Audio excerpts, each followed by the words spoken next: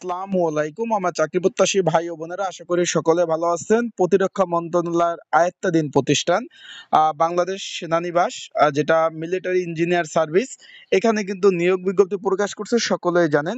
যেটা পরীক্ষার ডেট পড়েছে আগামী 21 জুন 2025। এখন এই পরীক্ষায় কি কি কাগজপত্র ডকুমেন্ট নিয়ে যাবেন এখানে বলছে, দেখেন, শুধু এডমিট কার্ড নিয়ে যাবেন, সাথে কিন্তু আপনাদের প্রয়োজন হবে এনআইডি কার্ড বা ড্রাইভিং লাইসেন্স অথবা পাসপোর্ট যে আছে আপনারা করছেন সেটা, অথবা জন্ম নিবন্ধন, এগুলোর মেন কপি কিন্তু অবশ্যই নিয়ে যাবেন, সাথে একটা ফটোকপি করে নিয়ে যাবেন।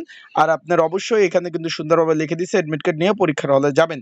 আর যারা পরীক্ষার্থী রয়েছেন তাদের জন্য একটা সাজেশন তৈরি করা হয়েছে, যদি প্রয়োজন হয় স্ক্রিনের উপর হোয়াটসঅ্যাপ নাম্বারে মেসেজ করে যোগাযোগ করে আপনারা কিন্তু সাজেশনটা নিতে পারবেন। আর এই বিষয়ে কি কি ডকুমেন্ট কাগজপত্র লাগবে এই বিষয়ে কিন্তু আমার ইউটিউব চ্যানেলে, ফেসবুক পেজে একটা লং ভিডিও আপলোড দেওয়া আছে, সেটা যদি দেখেন আরো বিস্তারিত বিষয় আপনারা জানতে পারবেন। আসসালামু আলাইকুম।